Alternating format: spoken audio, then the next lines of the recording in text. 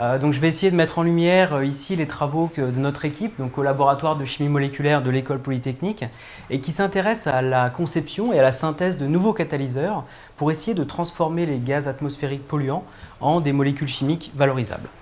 Alors je voudrais commencer par deux constats. Je vous ai mis en illustration ici trois produits de la vie courante que vous connaissez tous, une bouteille d'eau, un pneu et le bas en nylon qui a été présenté lors de la découverte du nylon à New York dans les années 30. Quel est le point commun de ces trois produits de consommation? Ce sont tous des produits issus de la chimie. Polycarbonate pour la bouteille d'eau, polybutadiène, butadiène est un produit chimique pour le pneu, polyamide pour le nylon. Le second point commun qu'ils ont, c'est qu'ils proviennent tous de l'industrie pétrochimique. C'est-à-dire que leur fabrication est basée sur des produits chimiques qui proviennent en grande partie du raffinage du pétrole. Or, vous le savez, le pétrole est une ressource non renouvelable, dont le pic a d'ailleurs été atteint et qui subit d'autant plus des tensions économiques assez variables. Et donc, il semble assez intéressant d'essayer de s'en affranchir. Le second constat que je voudrais partager avec vous ce matin concerne nos émissions de gaz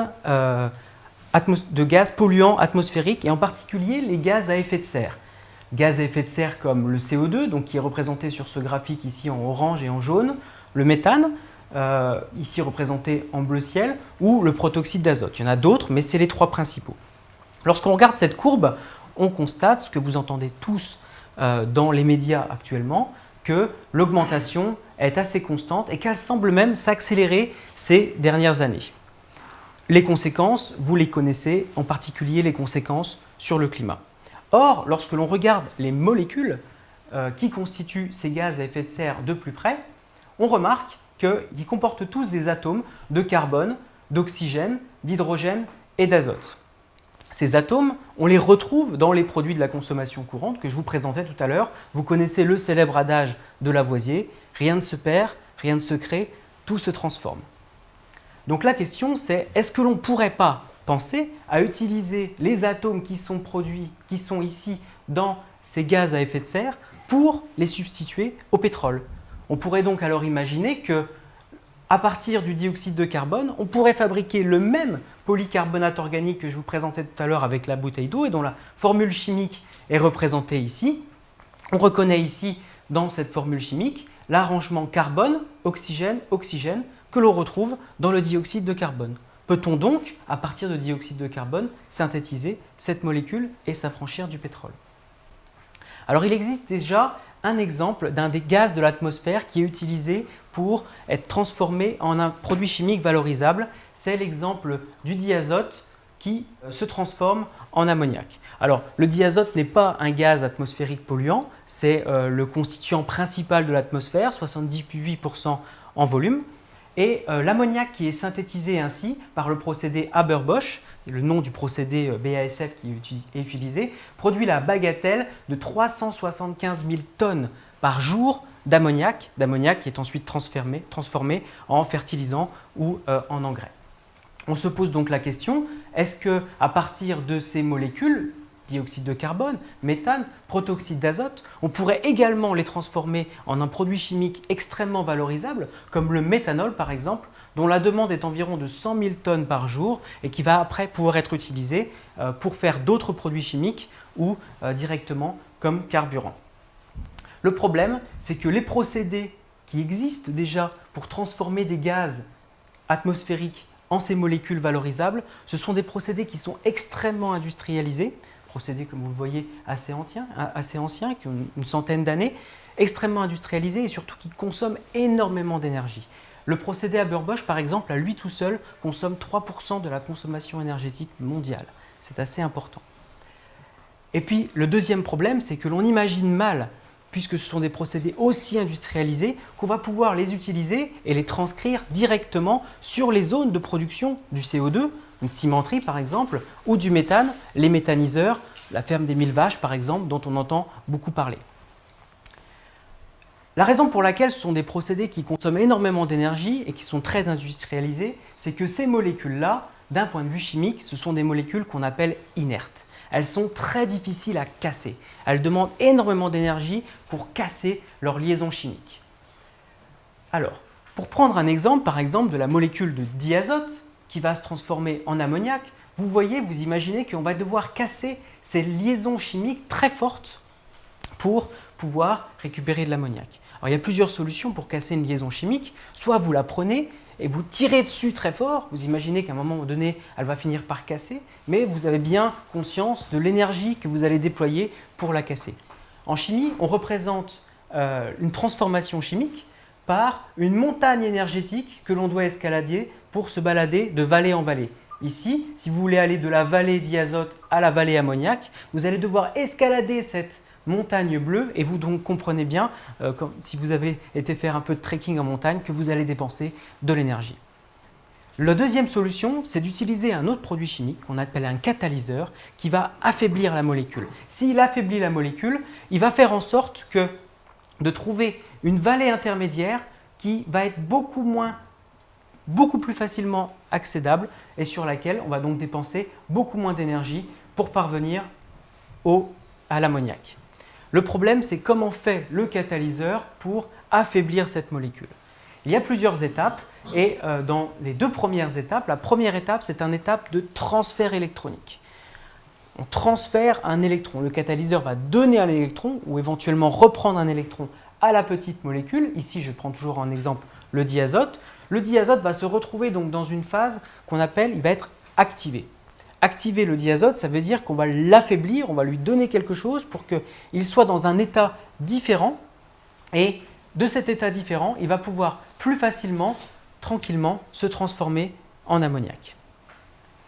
Je travaille en particulier au laboratoire, plus en particulier sur ces deux premières étapes. Donc, je fais de la chimie assez fondamentale. Je travaille sur la compréhension précise de ces premières étapes, l'étape de transfert électronique, l'étape d'activation de ces petites molécules. Le problème que l'on a, et Thierry en a déjà parlé, c'est comment fait-on pour voir un électron se déplacer? On a déjà du mal à voir les nanostructures de Thierry, on a encore plus de mal à visualiser une molécule. Comment on fait pour étudier ce transfert électronique dans les molécules? Au laboratoire, on imagine très bien que lorsque l'on fait nos synthèses, on synthétise, on fabrique nos catalyseurs sur la paillasse. En chimie, comme Patrick en faisait mention, vous vous souvenez de vos cours de collège et de lycée, on voit éventuellement des couleurs et une solution. On peut fabriquer des cristaux, par exemple, que l'on peut regarder sous un microscope, mais ça va nous donner une idée de leur couleur, de leur arrangement dans l'espace. Ça ne va pas nous donner une idée de la molécule et encore moins de l'électron et du transfert électronique. Donc pour ça, on a des outils spectroscopiques assez perfectionnés, et Thierry en a déjà parlé, des microscopes. Nous, on s'intéresse plus à la diffraction des rayons X, une méthode dont vous avez certainement entendu parler avec l'année dernière, l'année internationale de la cristallographie. Une méthode qui va nous permettre de prendre des photographies à l'échelle moléculaire. Ce qui fait qu'on va se retrouver, une fois qu'on a utilisé cette méthode, à une représentation d'une molécule de cette façon, où les petites boules, ici, ou les ballons de rugby, si vous préférez, vont représenter chacun un atome. L'atome qui est ici représenté en vert, c'est à cet endroit-là qu'il va falloir zoomer pour pouvoir visualiser le transfert électronique, car c'est à cet endroit-là qu'on va voir le transfert électronique. Maintenant, comment on conçoit nos molécules et pourquoi on conçoit nos molécules pour visualiser cet électron-là? On conçoit donc des modèles de différentes molécules, catalyseurs et des petites molécules dont je vous parlais tout à l'heure.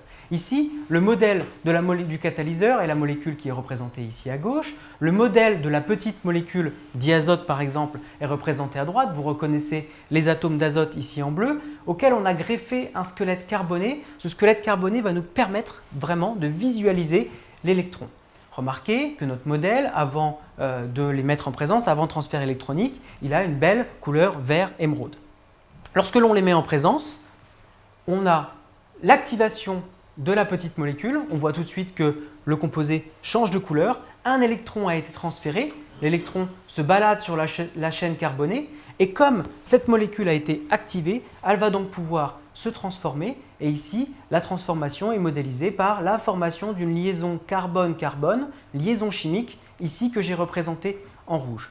Alors, pourquoi ces travaux sont importants et intéressants? C'est parce qu'il est extrêmement rare de pouvoir visualiser toutes les étapes très précisément du transfert électronique puis de la transformation de la molécule. Or, c'est très important car si vous souhaitez transformer une molécule, vous souhaitez faire une liaison chimique ici, à cet endroit-là en particulier. Vous ne voulez pas faire une liaison chimique à un autre endroit de la molécule. C'est extrêmement important de comprendre de façon très fine ce qu'il se passe pour pouvoir transformer une molécule. Et c'est d'autant plus important que le catalyseur peut avoir des avantages, mais peut avoir un gros défaut. C'est que s'il vous amène à une vallée intermédiaire qui est beaucoup moins gourmande en énergie, il peut ensuite vous perdre assez facilement et vous amener dans une autre vallée qui n'est pas le produit chimique dans lequel vous voulez aller. C'est le problème de la technologie. On imagine très bien tous un moment où le GPS nous a rendu un grand service et un moment où il ne nous a pas du tout rendu service. C'est le problème de la sélectivité du catalyseur. Et pour illustrer mon propos, je vous présente un autre exemple qui provient de notre laboratoire et concerne directement cette fois l'activation du CO2. Il y a 17 ans, un de mes collègues californiens a réussi à montrer que ce modèle de catalyseur, qui est ici représenté en gris et en vert, était capable d'activer à température ambiante et à pression ambiante. On est très loin des énormes pressions et des énormes températures nécessaires dans un procédé industriel. Le CO2 pour fabriquer une molécule d'oxalate, qui est un produit chimique qui est notamment utilisé comme agent de blanchiment. Ce que l'on a fait, c'est qu'on a repris ces travaux et on a montré qu'en modifiant très peu ce modèle de catalyseur, en augmentant très peu sa taille, cette fois la réaction avec le CO2 ne donne plus du tout de l'oxalate, mais du carbonate, un autre produit chimique. Donc cet exemple, il montre bien que pour essayer de mettre au point des procédés efficaces et surtout sélectifs, il est nécessaire de comprendre étape par étape les différents mécanismes qui amènent la transformation d'une molécule. Et c'est d'autant plus vrai si l'on souhaite utiliser des gaz atmosphériques polluants pour les transformer en produits chimiques valorisables, en particulier au plus près de leur zone de production. Et d'une pierre deux coups, on pourrait donc essayer de s'affranchir doucement du pétrole tout en limitant l'émission de gaz à effet de serre dans l'atmosphère. Je vous remercie. Merci.